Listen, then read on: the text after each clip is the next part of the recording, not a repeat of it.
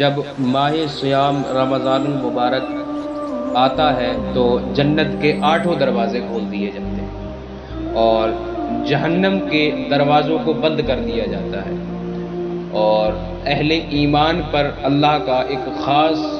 جو عنایت اور خاص فضل و کرم ہوتا ہے کہ اگر کوئی ایک نفل پڑھے تو اس کو فرض کا ثواب ملتا ہے، اور ایسے ہی اگر کوئی فرض پڑھے تو اس کو 70 فرضوں کا ثواب رب عطا کرتا ہے۔ تو اس رمضان میں اہل ایمان کا جو طریقہ ہوتا ہے کہ وہ تلاوت کرتے ہیں، تو ایک قرآن اگر کوئی پڑھ لے تو اس کو 70 قرآن پڑھنے کا ثواب ملتا ہے، اور کوئی 1 روپیہ رائے حق میں خرچ کرے تو اس کو 70 روپے خرچ کرنے کا ثواب ملتا ہے۔ اب انسان جو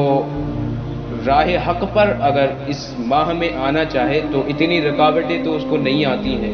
کیونکہ شیطان کو جکڑ دیا جاتا ہے، لیکن پھر بھی کچھ اشخاص، کچھ لوگ ایسے ہیں جو رات کو ارادہ کر کے سوتے ہیں کہ ہم صبح سحری میں اٹھیں گے، نماز بھی ساتھ پڑھیں گے اور روزے کی بھی تیاریاں ہوں گی، لیکن وہ نہیں اٹھ پاتے ہیں۔ تو یہ تمہارے گناہ تمہارے رب کے بیچ میں جو حائل ہیں۔ تو حضرت امام حسن بصری نے یہ گناہوں کی وجہ بتائی ہے کہ انسان کے یہ گناہ ہیں کہ جس گناہوں کی وجہ سے اس کو ہدایت نصیب نہیں ہوتی، تو آئیں اس کی بارگاہ میں توبہ کریں کہ رب ہمیں ہدایت کے نور سے نوازے۔ تو آپ جب توبہ کرتے ہیں تو رب راضی بھی ہوگا، ساتھ آپ کو ہدایت بھی ملے گی۔ بلکہ اس رمضان المبارک کی یہ شان ہے کہ من قام رمضان ایمانا و احتسابا غفر له ما تقدم من ذنبی۔ آپ کے اور میرے آقا و مولا نے ارشاد فرمایا کہ جس نے رمضان میں قیام کیا ایمان اور جو ہے وہ احتساب کے ساتھ اور محاسبہ نفس کے ساتھ، تو اللہ اس کے پچھلے سارے ہی گناہ معاف کر دیتا ہے۔ تو کچھ لوگ بڑی عمر والے جن کو رات میں اندھیرے کی وجہ سے تراویح تک نہیں پہنچ سکتے، تو وہ اپنے گھر میں اہتمام کریں پڑھنے کا، اور کم از کم جو ہے وہ صلاۃ التراویح اور 5 وقت کی نماز، اگر زیادہ قیام رات بھر نہیں کر سکتے، رات میں زیادہ نہیں کھڑے ہو سکتے، تو یہ کام ضرور کریں۔ اور کچھ اشخاص ایسے ہیں جو گناہوں کو چھوڑنے کا نام ہی نہیں لیتے، رمضان ہو یا عید ہو یا شعبان ہو، رجب ہو، انہیں تو کچھ نہیں پتہ ہوتا، اور رمضان آئے تو وہ دکھاوے کے لیے روزے بھی رکھ لیتے ہیں، لیکن جھوٹ سے اور اپنی آنکھوں کے اس جو ہے وہ غلط رویے سے باز نہیں آتے ہیں۔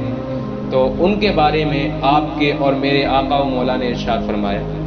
من لم یدع قول الزور والعمل به فلیس للہ حاجۃ ان یدع طعامہ وشرابہ۔ امام بخاری نے اس کو اپنی سند کے ساتھ لکھا کہ حضور نے ارشاد فرمایا، جو شخص روزہ رکھے اور جھوٹ نہ چھوڑے،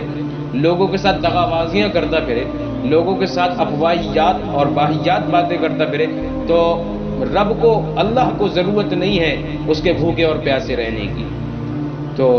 یاد رکھیں، یہ موسم بہار جو ہے، جس طریقے سے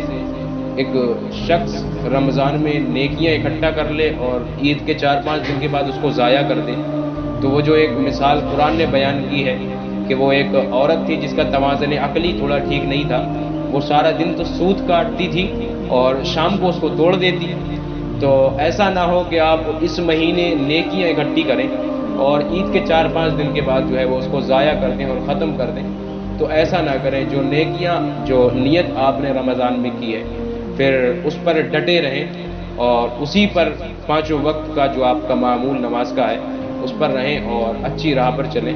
تو جب آپ شروع میں ہی اچھی راہ پر چلتے ہیں تو رب تعالیٰ آپ کو اور زیادہ اجر عظیم عطا فرماتا ہے۔